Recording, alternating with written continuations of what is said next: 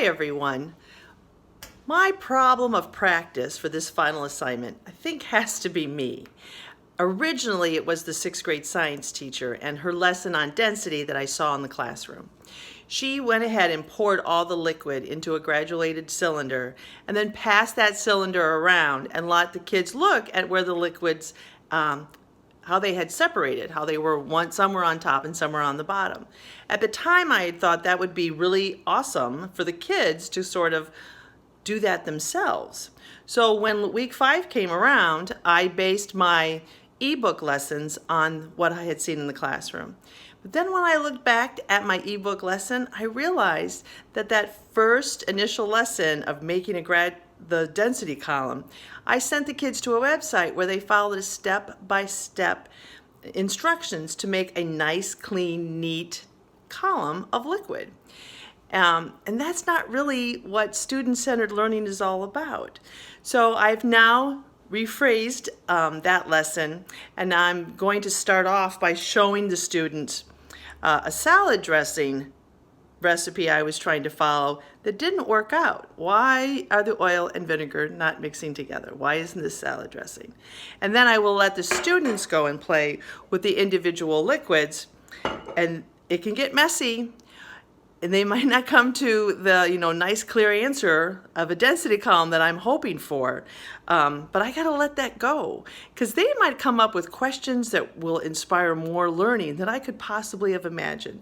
So I have to be willing to let them get messy with all this stuff. Then the second lesson I changed slightly. I still show the video with the bowling ball that sinks in the pool but will float in the Dead Sea. And I'm still going to give the kids their own little objects to see what will float and what will sink in the same liquids that they use from lesson 1.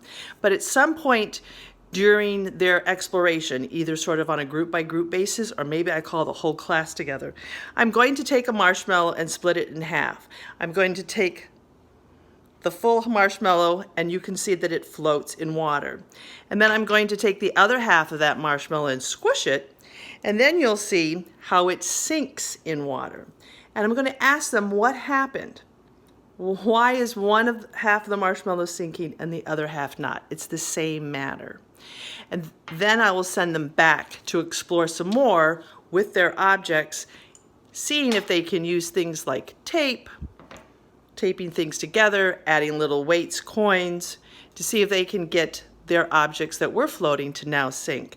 Getting them to try to fully understand that density really is mass over volume. So if you increase the mass, you're going to make it a higher density, which makes it want to float to the bottom.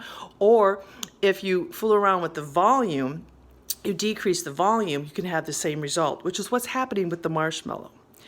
And then for and the reason why I'm going with this is because I want kids to understand that what you do in a lab is so controlled and can be so different from what you're going to see when you get out into the real world.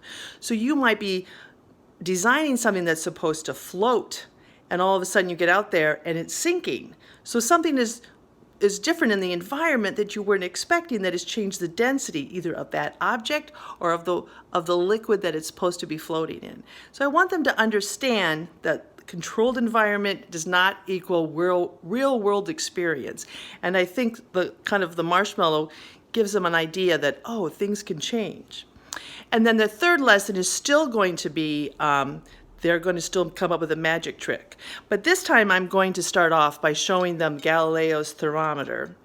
Because Galileo, who made this hundreds of years ago, understood the characteristic property of density for all the different liquids. He added little weights. He had them rise and fall at the right temperatures so that you could actually take his thermometer into any room, into any building, to outdoors, and you could get an accurate idea of how cold or how hot it was. And so it might look like it's magic because these orbs kind of move up and down, but it's not. It's just understanding science. And then the kids will be off to go and do what Galileo did. Create something that looks like magic, but is just a little bit of science.